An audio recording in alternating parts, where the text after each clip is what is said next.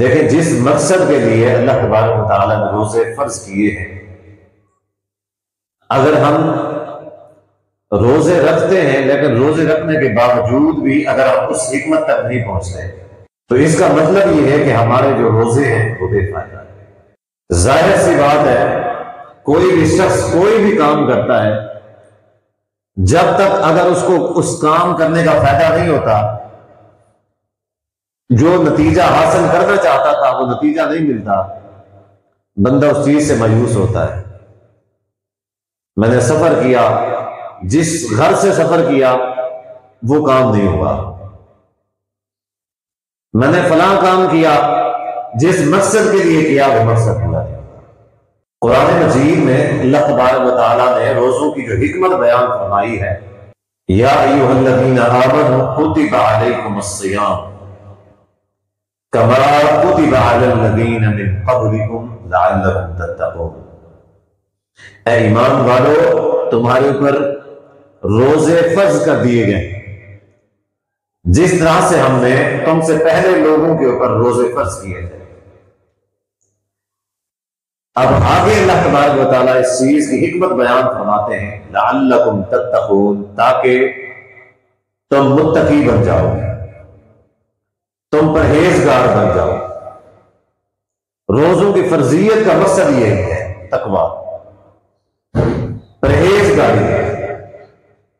اس کا مطلب یہ ہے کہ اللہ تبارک و تعالیٰ ہمیں روزوں کا حکم دیتا ہے، روزوں کا حکم اس وجہ سے دیتا ہے کہ ہمارے اندر تقوی آ جائے، یعنی گناہوں سے، برائی سے، فحاشی سے ہم بچ جائیں۔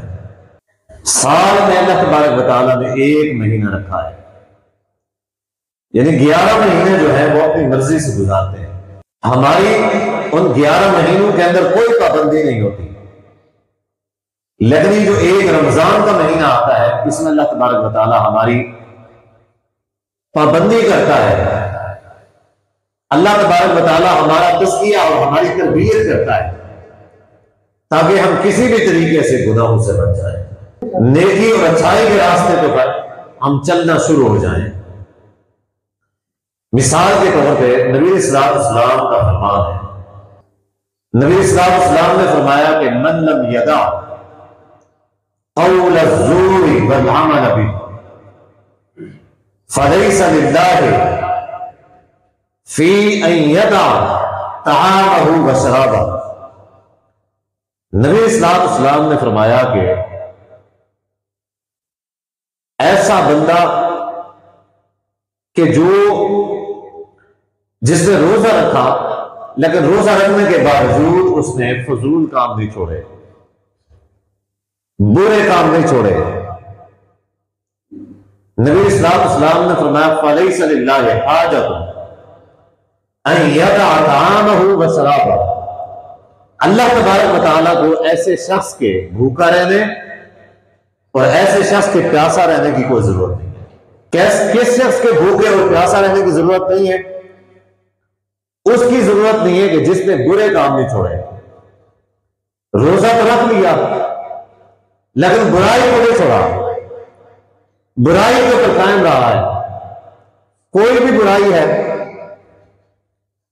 لغو اور رفث جو کام ہے، اس نے ان کاموں سے اپنے آپ کو نہیں بچایا، تو نبی اسلام نے فرمایا کہ اللہ تبارک و تعالیٰ کو ایسے شخص کے بھوکا اور پیاسا رہنے کی کوئی ضرورت نہیں، یعنی روزہ رکھے یا نہ رکھے اس کی اپنی مرضی ہے۔ اسی طریقے سے نبی اسلام کی ایک اور حدیث ہے، نبی اسلام نے فرمایا کہ رب صائم لیس لہ من صیامہ الا الجوع ورب قائم لیس لہ من قیامہ الا السحر۔ نبی اسلام نے فرمایا کہ کتنے ایسے روزہ دار ہیں کہ جو روزہ رکھتے ہیں لیکن سوائے اس کے کہ ان کو روزے سے صرف اور صرف بھوک ملتی ہے، بھوک کے علاوہ کچھ نہیں ملتا، اور کتنے ایسے تہجد گزار اور تراویح پڑھنے والے ہیں جن کی تراویح اور تہجد سے ان کو صرف اور صرف تھکاوٹ اور جاگنا نصیب ہوتا ہے، اس کے علاوہ کچھ نصیب نہیں ہوتا۔ ایسا کیوں ہے؟ ایسا اس وجہ سے ہے کہ اس کے تقاضے پورے نہیں ہوئے.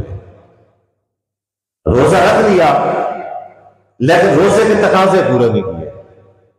اب روزے سے اس کو کیا حاصل ہوگا؟ صرف اور صرف بھوک اور پیاس. کوئی ثواب، کوئی نیکی، کوئی اجر کچھ بھی نہیں ملے گا. ایک شخص ہے جو تہجد پڑھتا ہے، تراویح پڑھتا ہے، لیکن تراویح اور تہجد کے تقاضے پورے نہیں کرتا. اب وہ تقاضے پورے نہیں کرتا، نبی اسلام نے فرمایا اس تراویح یا تہجد سے اس کو کچھ نہیں ملتا، سوائے اس کے کہ وہ اس نے قیام کیا، تھکاوٹ ملی اس کو. یہ ظاہر تہجد اور تراویح پڑھی، اس نے اپنی نیند میں سے وقت نکالا، جاگا، اس جاگنے میں سے اور کچھ نہیں ملا اس کو.